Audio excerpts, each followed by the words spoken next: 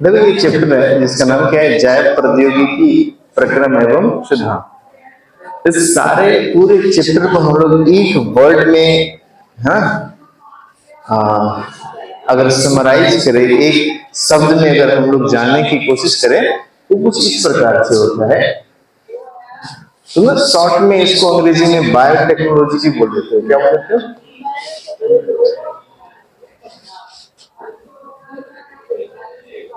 ठीक है, देखो होता क्या है कि तुमको पता है कि आ, एक बीमारी जिसका नाम है शुगर, कभी सुने होंगे तुम, या मधुमेह। क्या चीज? मधुमेह ना, ये बीमारी का नाम कभी न कभी सुना होगा। हाँ, ये कैसे होता है इस चीज को पहले हम लोग सीखते हैं, और बहुत ही हम लोग डिटेल में नहीं जाएंगे। डिटेल में अगर जानना हो, हमने 11वीं में ये पढ़ा रखा है डिटेल। अभी तुमको हम बस इतना ही बताएंगे जितना से तुमको ये चैप्टर आसानी से समझ में आएगा। हाँ, देखो क्या होता है।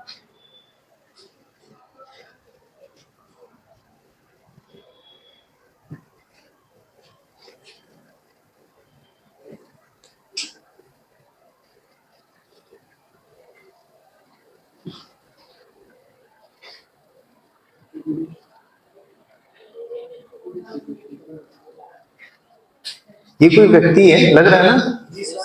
शाबाश। अब क्या कह रहे हैं, ये व्यक्ति का ये मुंह मुख गुहा है और ये नासा गुहा है जिससे सांस अंदर खींचते हैं, है ना? और दोनों मिलकर के बनाते हैं क्या? ये फायरिंग्स माने कि ग्रसनी। ठीक है, और ग्रसनी नीचे दो नलियों में खुलते हैं। एक नली जिससे हवा अंदर जाता है, जिसके ऊपर एक ढक्कन लगा रहता है ना। ये सब का डिटेल 11वीं में है, अभी हम डिस्कस करना नहीं चाहेंगे क्योंकि उसमें समय ज्यादा लग जाएगा। अभी तुम शुगर के बारे में माने मधुमेह के बारे में समझो। क्या होता है, ये जो दूसरा पाइप है इससे भोजन अंदर जाता है, तो दिक्कत। इस पाइप को तुम लोग बोलते हो क्या? ग्रास नली। शाबाश, है ना? और ये पाइप नीचे जा करके जो है एक थैली नुमा संरचना में खुलते हैं, जिन्हें हम लोग बोलते हैं पेट। क्या बोलते हैं? पेट या आमाशय। क्या बोलते हैं? आमाशय। कोई दिक्कत नहीं आता तुम्हें? अब क्या करें, पेट और आमाशय के ठीक नीचे जो भाग होता है ना, इसको हम लोग बोलते हैं क्या? छोटी आंत बोलते हैं। क्या बोलते हैं इसको? छोटी आंत, है ना? ठीक है, और ये छोटी आंत आगे बड़ी आंत में खुलते हैं, और बड़ी आंत एकदम घूम घाम के जाकर के बाहर अपचित भोजन को या पचे हुए भोजन को बाहर ले जाने का काम करते हैं, है ना? कोई दिक्कत है? ऐसा कुछ चीज है। इन सब का डिटेल कहाँ है? 11th में। हम इतनी बात नहीं करेंगे। अब ध्यान से, ये आमाशय और ये क्या चीज है? वो छोटी आंत। इन सबको हम डिलीट भी कर सकते हैं।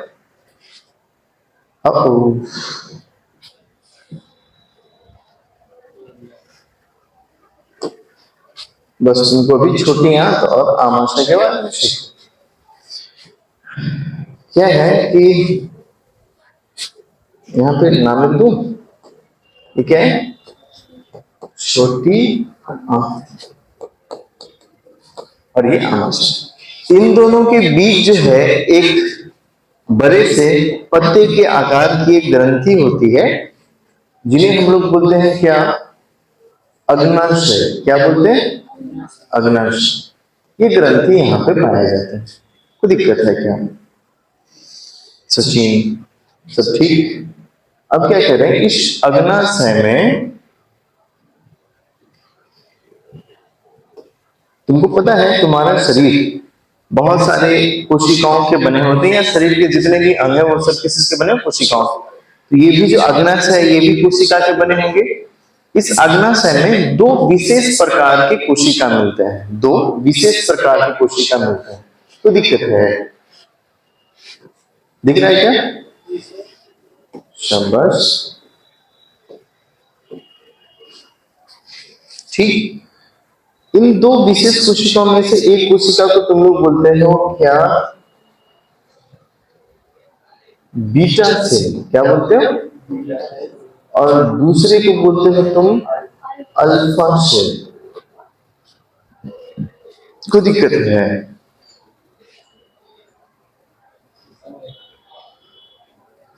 मजा आ रहा है ना? अब ध्यान से, तुमको पता है अगर ये कोशिका है कौशल, तो इसमें कहीं ना कहीं केंद्रक रहा होगा, और केंद्रक है तो इसमें कहीं ना कहीं क्या रहा होगा? डीएनए या क्रोमोसोम वगैरह की बात हो रही है ना? क्या एक ही डीएनए रहा होगा क्या? बहुत सारे रहे होंगे, है ना? मान लेते हैं उसमें से एक डीएनए का एक स्पेशल भाग है जीन आई, क्या नाम है इसका? मान लेते हैं, कोई दिक्कत? जीन आई इसको बोल दिए इस भाग को, कोई दिक्कत? इधर जीन दूसरा रहा होगा, है ना? तुमको पता है जीन किसका भाग होता है? डीएनए का ही भाग होता है। तो अलग अलग भाग में अलग अलग जीन रहे होंगे, उसमें से एक स्पेशल जीन है रंजीत, जिसका नाम क्या है? कोई दिक्कत है? Very good. ये जो जीन आया है, तुमको पता है जीन क्या बनाता है बुआ? एमआरएनए, और एमआरएनए से क्या बनते हैं? प्रोटीन बनते हैं। कोई दिक्कत है? कोई दिक्कत है क्या?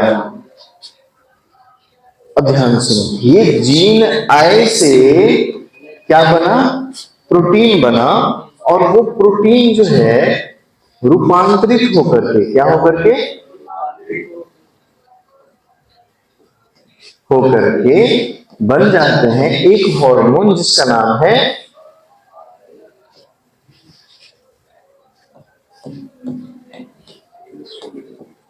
क्या नाम है? इंसुलिन। कोई दिक्कत है क्या? है? आगे समझो, ठीक है? इसका मतलब क्या समझे कि बीटा सेल मुख्य रूप से एक हार्मोन स्रावित करता है जिसका नाम क्या है? इंसुलिन। कोई दिक्कत है क्या? उसी तरह से अल्फा सेल भी एक हार्मोन स्रावित करता है जिसका नाम है ग्लूकागॉन। क्या नाम है? कोई दिक्कत है? कोई दिक्कत है? और ये दोनों है क्या वो? हार्मोन है। कोई दिक्कत है? कुछ समस्या था उसमें? आगे से ये क्यों बताया मैं वो समझ। जब तुम खाना खाते हो,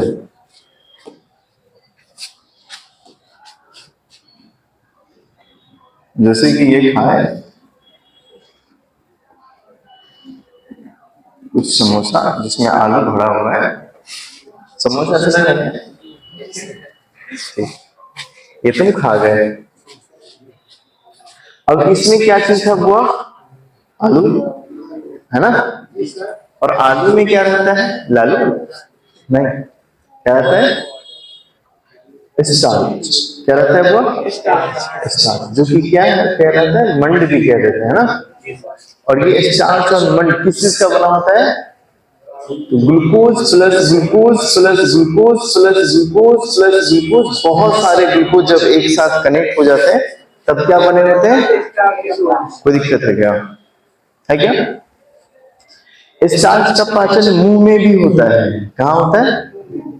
लेकिन मेनली जो बचा हुआ स्टार्च है वो कहाँ आ जाएगा? अब इधर से आते आते कहाँ आ जाएगा? जल्दी तो पेट में आएगा। पेट में आएगा क्या चीज? स्टार्च। लेकिन याद रखना कि पेट में स्टार्च का पाचन नहीं हो, तो दिक्कत है। ये फिर बचा हुआ जो स्टार्च है जिसका पाचन नहीं हो पाया है, ये आ जाता है कहाँ? छोटी आंत में। कोई दिक्कत है क्या? यहाँ पे आने के बाद जो स्टार्च है वो वो पूर्ण रूप से टूट जाता है और बहुत सारे ग्लूकोज में बदल जाते हैं। किसमें बदल जाते हैं?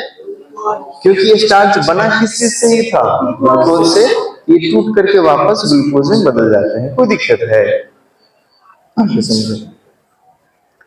छोटी आंत के आसपास, रुको, ये जो तुम्हारा पेट दिख रहा है ना,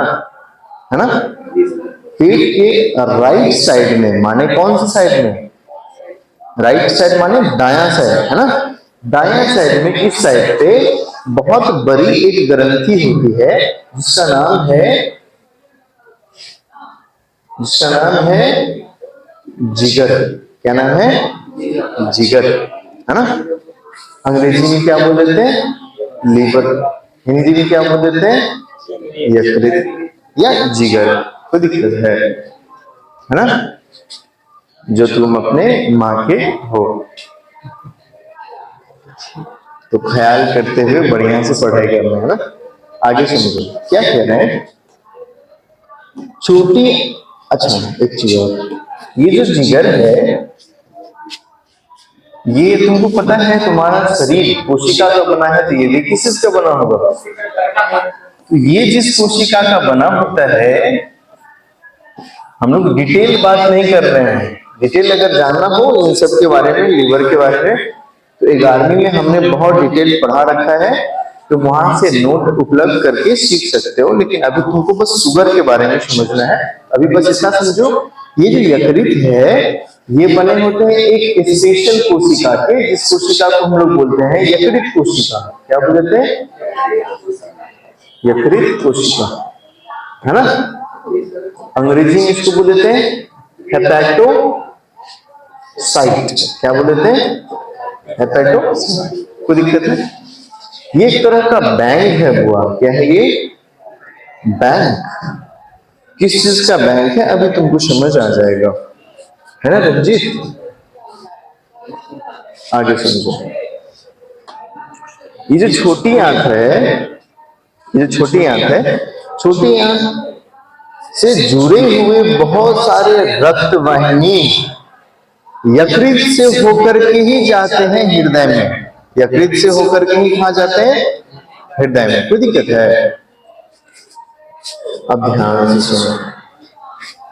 होता क्या है, ये जो छोटी आंत के बगल में रक्त वाहिनी है, छोटी आंत में तो ग्लूकोज बन गए थे, ये सारे ग्लूकोज रक्त वाहिनी में चले जाते हैं। कहां चले जाते हैं? और रक्त वाहिनी से होते हुए ऐसे गुजरते गुजरते कहां पहुंच जाते हैं? यकृत के पास। तो इसमें खूब सारे क्या रहा होगा? ग्लूकोज। सिर्फ जी लिख देंगे तो बात समझ जाएंगे ना। बहुत सारे क्या है? ग्लूकोज। कोई दिक्कत है? अब होता क्या है कि तुमको पता नहीं है, लेकिन तुम्हारे शरीर के पास दिमाग है ना। वो अपने क्रियाकलाप को बढ़िया से समझते हैं कि कब क्या करना चाहिए। तुम इतना सोचते नहीं हो कोई भी काम करने के लिए, लेकिन तुम्हारा शरीर का जो आंतरिक क्रिया है वो बहुत सोचते हैं तुम्हारे लिए, है ना। देखो क्या सोचता है। ये जो इंसुलिन है बुआ, जिसको कौन बनाया था? बीटा सेल बनाया था। ये जाता है कहां? यकृत में, है ना। कैसे जाता है ये 11वीं में है डिटेल। अभी समझो ये जाता है कहां है? यकृत में। और यकृत में जाता है और इन कोशिकाओं को कहता है कि तुम जो है थोड़े से फूल जाओ। क्या हो जाओ? फूल जाओ और अपने अंदर किस चीज को जमा कर लो? ग्लूकोज को जमा कर लो। किसको जमा कर लो? ग्लूकोज। बात समझ में आ रहा है? तो ज्यादातर मात्रा को कहां जमा कर लिया जाता है? लिवर में, यकृत में। और कुछ मात्रा छोड़ दिया जाता है जरूरी, चूंकि तत्काल जरूरी होता है तुम्हारे कोशिकाओं को, इसलिए उसको छोड़ भी दिया जाता है। कोई दिक्कत है? बाकी शुगर को कहां जमा किया जाता है, या तो ग्लूकोज को कहां जमा कर दिया जाता है? यकृत में। इसीलिए जब तुम फास्टिंग करते हो तो तुम खाते तो कुछ नहीं हो, है ना, फिर भी तुम जिंदा रहते हो ना। किस लिए? तो यही यहाँ पे जो जमा हुआ है ग्लूकोज, ये क्या होता है? जब तुम्हारे शरीर में ग्लूकोज का मात्रा कम हो जाता है, तब ये ग्लूकागोन, याद है क्या? ये ग्लूकागोन पहुंचता है यहाँ, ठीक है, इस कोशिकाओं के पास, और बोलता है कि शरीर में किसका मात्रा कम हो गया है, ग्लूकोज का। फटाफट यहाँ से ग्लूकोज को निकाल के इसमें भेज दो रक्त वाहिनी में। कोई दिक्कत है क्या? एक वर्ड हो सकता है तुम्हें परेशान करे कि ये जो यकृत कोशिका है इसमें क्या जमा होता है, ग्लूकोज, है ना। किस रूप में जमा होता है तो याद रखना है, ग्लाइकोजेन। किस रूप में, ग्लाइकोजेन। डरना नहीं है, अरे ग्लाइकोजेन कुछ भी नहीं है, 2-3 गो ग्लूकोज एक साथ जुड़ जाता है ना, तो इसी को हम लोग क्या बोल देते हैं, ग्लाइकोजेन। कोई दिक्कत है क्या? इस ग्लाइकोजेन को वापस से तोड़ना, अब तोड़ के ग्लूकोज में बदल के कहाँ भेजना, रक्त में भेज, रक्त वाहिनी में भेजने का काम कौन करवाता है, ग्लूकागॉन। कोई दिक्कत है क्या? बात समझ गया है क्या हो रहा है चीजें?